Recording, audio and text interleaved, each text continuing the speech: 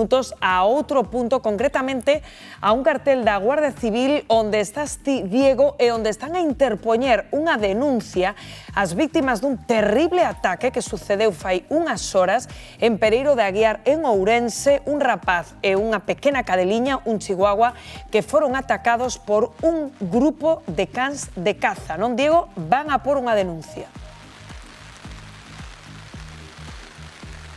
Así é, Rocío, fixemos un pequeno traslado de ubicación dende Pereiro de Aguiar ata o veciño concello de Esgos, ata o cartel da Guardia Civil, onde agora mesmo unha nai está interpoñendo unha denuncia preocupada, evidentemente, pola saúde do seu fillo, que se viu atacado por varios cans de caza, e tamén pola súa cadela, que mesmo tivo que ser operada de urxencia. Estamos aquí agardando a que saian, a que rematen, e unha vez rematen de interpoñer esa denuncia, intentaremos falar con eles a maior brevidade posible. Perfecto, Diego, pois de seguido conectamos contigo. Vamos a ampliarlles esta nova porque a verdade é que os veciños dese lugar teñen moito medo, non é para menos, están indignados, de aí a denuncia, porque, Bernardo, segundo a legislación actual, os cans teñen que ter, para empezar, un seguro que ampare situacións como esta que acaba de suceder aí, non? Si, se temos un can, Rocío, hai unha serie de obrigas e de requisitos que temos que cumprir. Atención tamén na casa, por se lle escapa algunha, con esta recente Lei de Benestar Animal, temos que ter en conta, en primeiro lugar, como dicía Rocío, se temos un can, temos que ter contratado un seguro de responsabilidade civil co obxectivo de protexer a unha terceira persoa no caso de que se provoque algún tipo de dano. Cuestión que pode xerar algún tipo de dúbida. Os cans non poden ir soltos pola rúa, está prohibido, non poden ir sen correa naqueles espazos públicos onde pois teñan contacto con outros animais ou con outras persoas. E ollo, porque aquí as sancións poden ir dos 500 aos 10.000 euros no caso de producir algún tipo de dano e en función do grau dese dano. Canto tempo poden estar as nosas mascotas soas na casa? Atención, un can como máximo 24 horas. E no caso dun gato non pode estar máis de 3 días só na casa, un gato ou gata. A súa venda está prohibida nas tendas, unha cuestión de actualidade total das últimas horas. Tan só poden amosar mascotas en adopción mediante acordos con protectoras, gatos, cans e furóns. Non se poden vender en tendas e, en último lugar, o castigo, lembrámolo, nunca está de máis lembralo, por maltrato animal pode chegar a unha pena de ata 36 meses de prisión. Non nos cansamos de lembralo, para evitar sustos e contratempos, mellor telo en conta. Pois sí, Bernardo, porque aquí a situación é a dun rapaz de 16 anos que está despreocupadamente o domingo paseando por a súa urbanización e de súpeto sae un grupo de cans de caza, ensáñanse con el e coa cadeliña, non? Sí, e menos mal que intermediou un veciño que foi o que puido separar, porque estos cans son cans de presa, entonces son agresivos e van detrás. Aquí estamos falando, están facendo moi ben esa nai que está agora mesmo en dependencias da Garda Civil, porque estamos falando dun presunto delito por parte destos cazadores que son os responsables, en último término, dos seus animais.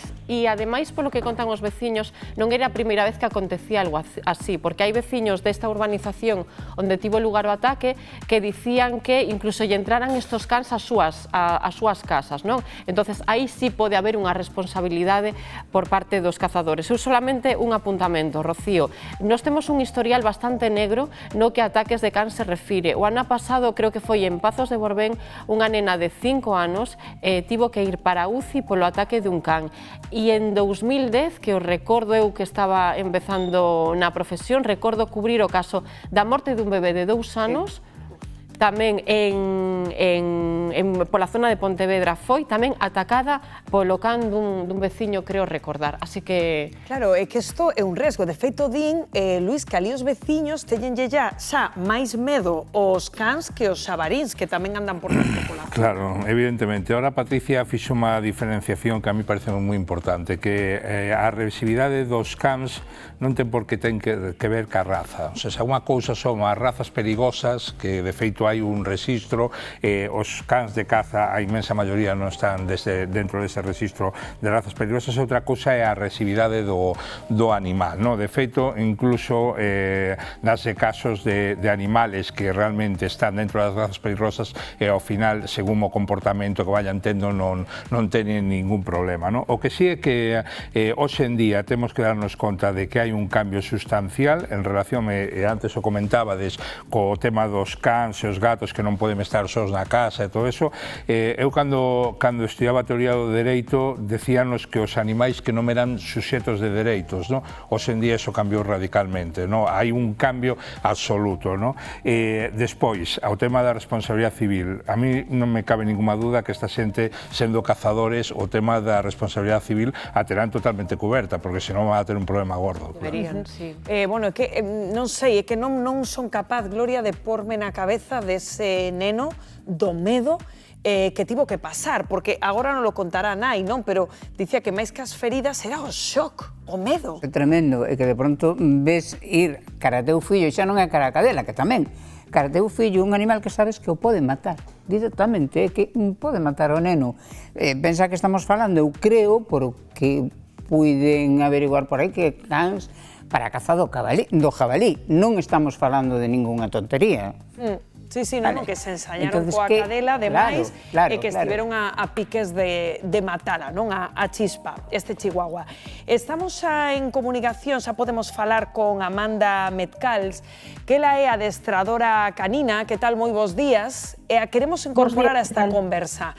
Que tal, Amanda? Como estás? A ver, a primeira pregunta é inevitable que suceda un ataque así? É dicir, porque estamos facendo a diferenciación entre os cadelos que son como os denominados agresivos. Quero dicir, se un educa o seu can, pódese evitar que suceda un ataque deste xeito ou non? Por supuesto que se puede evitar, sin ninguna duda. Todo depende de la educación que le des desde cachorro, ¿vale? Es muy importante socializar a los perros, tanto con humanos como con otros perros, para evitar este tipo de conductas. Si no, podemos tener casos de agresividad. Como te explicas ti que poidese haber un grupo de cans como este, que estamos falando, cans de caza, adiestrados para cazar xabalís, que estiveran soltos por esa urbanización, o acecho de quen estivera paseando? Seguramente estaban en el coto de caza y por cualquier motivo, por cualquier rastreo, se salieron de la zona y fueron hacia la ciudad, y lamentablemente encontraron a este chico y a su chihuahua. Y como son perros adiestrados exclusivamente para dar presa, si tienen una presa en medio, van a ir inevitablemente a por ella. Y son perros que, como son para jabalí, aunque el jabalí se resista, esos perros van a ir todavía con más agresividad. Non sei se queredes facerlle unha pregunta. Sí, eu quería facerlle unha pregunta, Arantxa. No caso da víctima, se algunha vez nos atopamos nunha situación como este rapaz, vos que aconsellades como expertos? Correr, quedarnos quietos, o sea, para protexernos dese ataque, para intentar neutralizalo? Non sei se gritar, non levantar a voz, que aconsellades? Que é mellor? Lo mejor es permanecer lo más tranquilo posible dentro de la situación, que es muy delicada. En el caso de este chico, pues coger al perro en brazos te puede ayudar, pero inevitablemente los perros van a ir hacia ti y van a subir encima tuya porque lo que quieren alcanzar es al perro, ¿vale? Pero tenemos que intentar alejarnos con la mayor tranquilidad posible y sin hacer mucho escándalo, porque todo eso genera más estrés en la situación y puede desembocar en conductas más agresivas todavía. Cales son as sinais que podemos detectar de que un can está disposto a atacar? É dicir, dan algunha pista os animais de que podemos estar nunha situación de perigo? Siempre dan pistas, sobre todo con su lenguaje corporal, ¿vale? Normalmente levantan los labios, enseñan los dientes, gruñen, incluso ponen las orejas en punta, el rabo lo tienen completamente recto como si fuese la aleta de un tiburón y hacen movimientos muy pequeños con el rabo. Incluso, si os fijáis muy bien, se puede ver cómo la zona de la espalda y de la nuca se encresta el pelo, ¿vale? Y luego, si estuvieseis muy cerca, cuando un perro va a atacar, se le dilatan mucho las pupilas. Os cans de caza poden ser máis susceptibles de protagonizar un ataque como este ou poden ser educados de xeito de que non constitúan un perigo para os demais? No necesariamente, pueden ser educados perfectamente y dedicarse a la caza y con las personas no tener ningún tipo de problema ni con otros animales. Todo depende de la educación que se les dé. Lo que es muy necesario es que aunque sean perros destinados a la caza y estén en una finca o en un recinto, se les tiene que proporcionar las necesidades físicas y psicológicas que ellos necesitan, como tienen que salir a dar paseos por diferentes zonas para trabajar la socialización, el olfateo, acostumbrarse a diferentes estímulos de personas, perros, ruidos, ¿vale? Para que no desencadene ningún tipo de conducta negativa. Non sei se queredes lanzarlle algunha pregunta. Eu teño unha curiosidade. Fai anos vendíanse aparellos de ultrasonidos que decían que eran bons para ahuyentar a un can perigoso, ¿no? Ti que opinas de este tipo de aparellos? Hai algo realmente efectivo para poder ahuyentar un can que ve o ataque? Lo más efectivo es que si está entrenado tenga una pauta, una norma, una palabra para cesar el ataque, ¿vale? Que tiene que ir siempre acompañado del guía, pero este tipo de dispositivos tienes que saber utilizarlos muy bien y en un nivel de estrés muy elevado del perro posiblemente no sea nada efectivo. É dicir que actúate ese adestramento previo e, como lle dicías a Patricia, no momento do ataque tratar de manter a calma pois dentro do que se poida, claro, non? Sí, exactamente. Non sei se lle queredes lanzar unha pregunta, unha observación. A observación é como nos aseguramos de que os cazadores, os que se dedican á caza, non teño nada en contra da caza, educan os seus cans, non o sei. E nós, agora, as persoas, ao mellor invadimos o seu hábitat, porque, de alguna maneira, botáronnos das cidades, estamos vivindo en zonas rurais, e non é que os cans veñan á cidade, non, non, os cans siguen estando no seu hábitat, nós non. Como solucionamos isto? Hai urbanizacións que están no medio do monte. O can sigue comportándose como se comportou toda a vida. Es una situación muy complicada y muy compleja. Aquí habría que endurecer, supongo que la ley y hacerla igualitaria para todos. Efectivamente. Entendo que esos cans non poden andar soltos, que eso falábamos antes, non? Esa nova lei de benestar animal, según a cal, non? En teoría, estaban cumplindo a lei. En teoría ningún perro puede estar suelto por la ciudad, ¿vale? ¿Qué pasa? Que los perros de caza están excluidos de la ley. Entonces se rigen por otra normativa y seguramente lo que los cazadores digan es que ellos estaban desarrollando la actividad de la caza. ¿Qué pasa? Que se les ha descontrolado y han entrado en una zona urbana. Claro, escaparon do coto de caza e chegaron a unha urbanización onde atacaron a este rapaz, non? Exacto. Pois Amanda, moitísimas grazas por, bueno, pois ampliarnos, non, a mirada sobre estos animais e os riscos que supón non ter un destes animais que pode ser un perigo en potencia, como nos acaba de confirmar unha experta, se non está convenientemente adestrado. Imos a volver a ese punto co noso compañeiro Diego, que estaba pendente da saída desa nai. Imaginadevos como pode estar esa nai despois de interpoñer unha denuncia tras o ataque que sufriu Adrián e que, bueno, vexo, Diego, que prefire manterse no anonimato, non? Sí, Rocío, xa estamos aquí con Olga, que acaba de sair do cuartel da Garda Civil. Ela prefire manterse no anonimato porque acaba de interpoñer unha denuncia, verdade, Olga? Verdade. Acabo de formalizala e ahora esperar a ver o que me chame Seprona, que o van a mandar aos servicios de Seprona, máis ao xulgado, para intentar localizar os da batida, porque só localizaron a un dos animais. Só localizaron a un dos animais e cantos había en total? 4. É dicir, foi un ataque de 4 cans de caza, non? Foi como dicía ahora a Guardia Civil, que foi un ataque en manada e que eso non está permitido porque eles teñen que ter educados os seus cans para que non ataquen desa maneira. Por moito que sexan de caza, teñen que atacar, os seus dueños teñen que enseñarlle que teñen que atacar eso non a persoas nin a animales indefensos. Caso que deberon de pensar de que a miña cadeliña non era da súa manada, que por eso a atacaron, pero que eso que non está permitido, que eso ten que ir por outras vías que non é por vías judiciais. Todo isto aconteceu o domingo cando o teu fillo daba de feito un paseo coa vosa cadela, non? Pola urbanización na que vivides. Sí, é verdad, dixémoslle que non fora polo bosque, porque detrás da urbanización hai un bosque onde vamos todos cos nosos animales, dixémoslle que non fora por aí porque había batida, e foi dirección hacia o parque, pola acera, e viñeronlle por atrás, el sinteu os cascabeles dos animales, mirou para atrás e xa veu os 4 animales botándose hacia ele, hacia o noso can. Porque esta é unha situación habitual, non? Que xa se produciu outras veces na zona na que vos vivides en Pereiro de Aguiar, non? Sí, en enero, máis ou menos, diciembre, enero, atacaron a unha yegua xusto detrás da nosa urbanización, nun cerrado, entraron pola parte de atrás onde o cerrado era máis débil e devoraron en menos de 4 ou 5 minutos.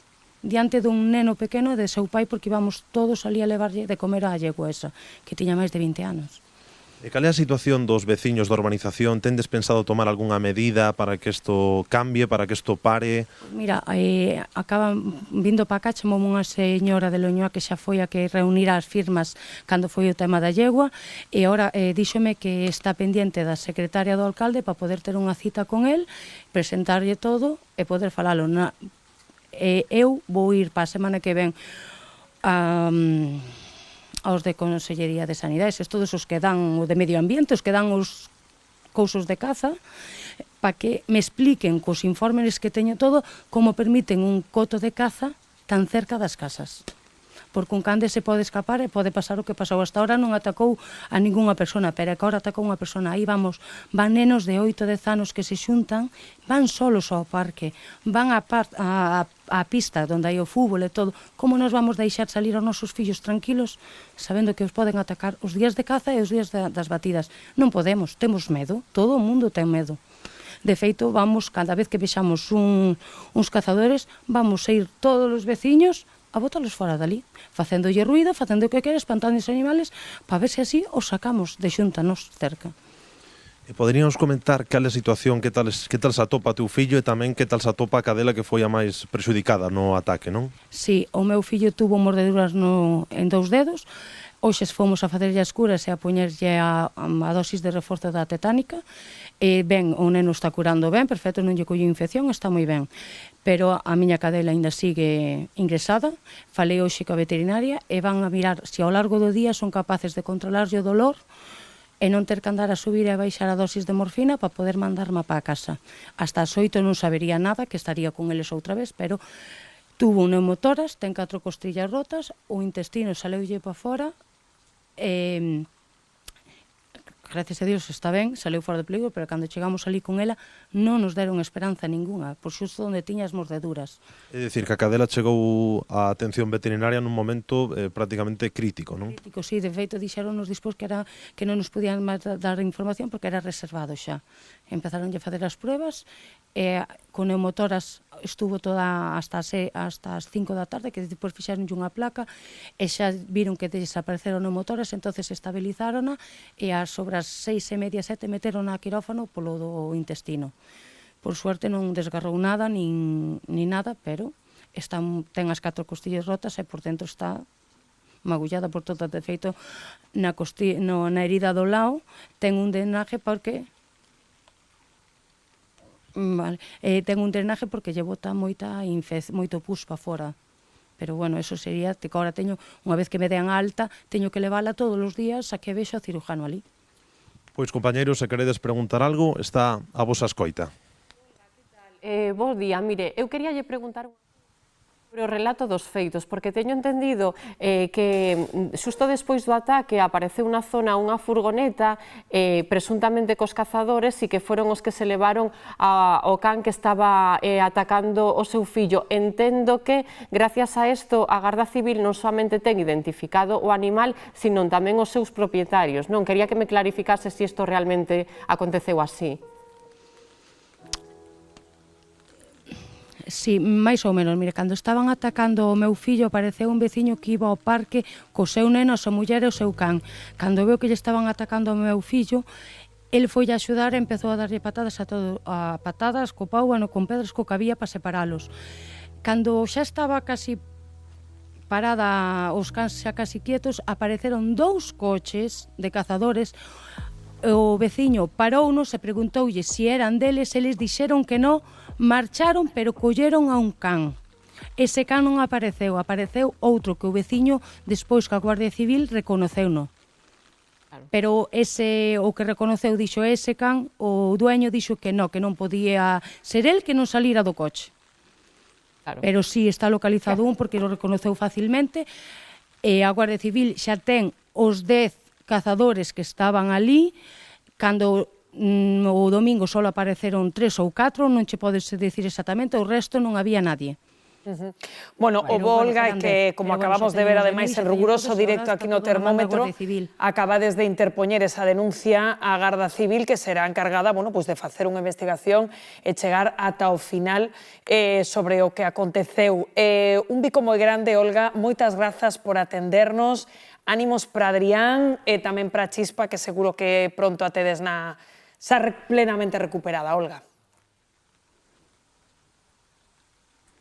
Vale, moitas gracias. Grazas, Diego, compañeiro, gran traballo. Bueno, a verdade é que puñan os pelos de punta escoitando o relato desta muller. Era o que falaba Gloria. Que nosotros tamén nos metemos, vamos a decir, vamos ao monte ahora. Pero eu pasou un caso, como falabas ti, nos metemos ao monte, temos aquí na zona de Bruma, vindo o Camiño de Santiago, temos pistas forestales que veñen hacia o Camiño de Santiago. Eu me acordo, cando fixo o Camiño de Santiago, máis me considero unha persona valiente, non eu teño medo aos cas, que parece ser que os cas tamén chulen o medo. Sí. Nunca tuve medo aos cas, sempre tuve en cas.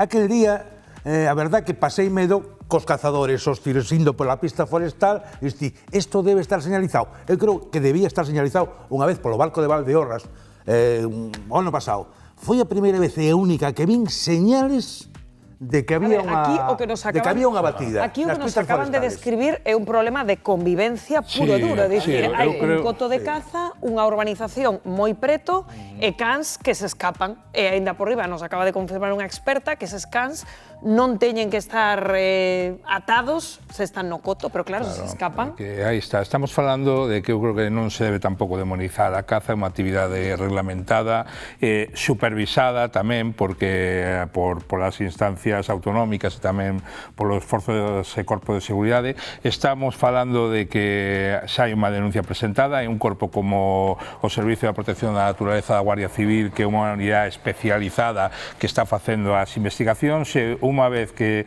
isto se resolva, pois as instancias judiciais determinarán a responsabilidade civil e penal. Eu creo que outro tipo de actuacións que como por exemplo que falaba antes a nosa convidada de bueno, pois hostigar os cazadores e tal, ao final acaba quitando un pouco de razón, verdad? A todo este tipo de cousas. É que ademais isto pode terminar en incidentes de maior importancia, de convivencia, que pode acabar moi mal. Porque eu entendo perfectamente a estes veciños. O sea, a próxima vez que sinta un tiro ou estén os cazadores, nos salimos, apoñémonos ali e impedimos. Bueno, vamos a ver en que acaba eso. O sea, eu non teño que facer eso. O sea, hai unhas federacións de caza que además fan unha labor estupenda, son xente que traballa e se preocupa por este tema, é unha administración que é a que ten que regular. E hai un concello que permite a construción de viviendas e dá permiso de habitabilidade nese piso. Pois ao mellor tes que poñer 4 kilómetros, a partir de aí ti non podes cazar. Digo 4 kilómetros, a ver, ahora por decir algo, pero non 500 metros, como creo que pasa ahora mismo. Un perímetro razonable. Seguiremos este asunto no termómetro, a ver que pasa aí en Pereiro de Aguiar, e nos cambiamos.